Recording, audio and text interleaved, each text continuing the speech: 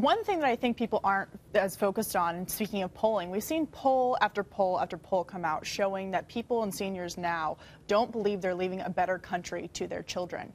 So I think seniors are starting to realize, look, I want a better country for my children. Medicare has to be reformed in order to do that, and therefore they're willing to look at Paul Ryan's plan, get rid of all the clouds surrounding the media about it, and actually sit down and say, this is something that we have to do for our future, and that's important to us. So is it at all possible, do you think, for Republicans to win on this issue, on Medicare? I think part of the reason, because here's the thing, they've been laying it out recently and saying, we're not going to touch Medicare if you are over a certain age, right? Is this getting and that's through? still, no, it not hasn't gone through, in. and that's, right. that's what I think is interesting. I think part of that is because right now the perception, if you're on Medicare, and I've spoken to some friends of mine who are in the healthcare industry about this, is it's like a blank check from the government, that a whole raft of stuff is going to be covered. You really don't have to worry about it, and particularly for end-of-life care, when the cost, sometimes it's 80% of your overall lifetime health care cost wrapped into a 6 to a 12-month period, your family's not going to end up with that bill. So when you're talking about the next generation, people also are thinking about, well, what do my kids, who are adults and have their own children perhaps and families,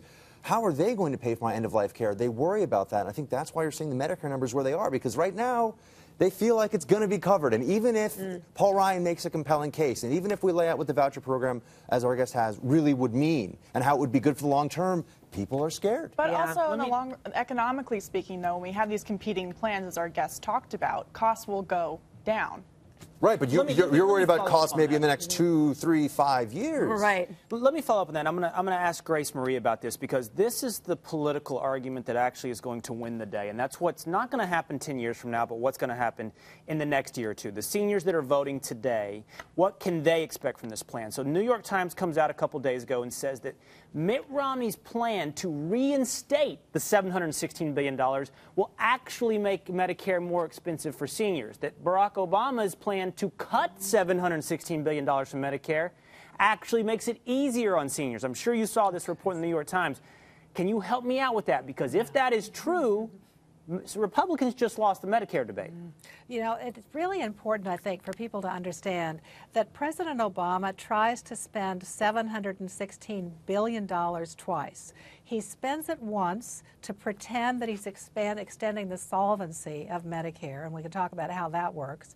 And then he spends it again to create this vast new entitlement program of subsidies that will be delivered through the exchanges.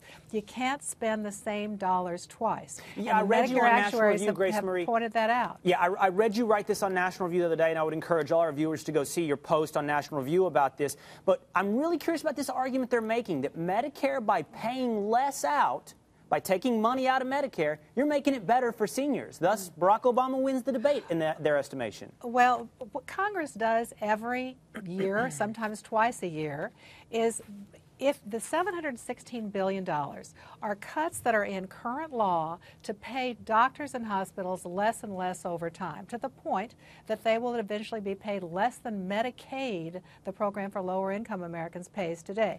Congress continues to reinstate those. I think that Romney is actually right in saying that he's going to reinstate those cuts and then improve the program through efficiency, rather than saying we're going to continue to cut further and further and further. What the Obama folks are basically saying is that we're going to allow those cuts to take place. Seniors may not have to pay any more money, but they're not going to be able to find a physician or a doctor to see them. What Romney is saying is we're going to restore those cuts, but we're going to do it in a way that assures that seniors will continue to be able to have access to doctors and hospitals, but that we're going to reform the program so it's more efficient. There are huge efficiencies to be gained in Medicare.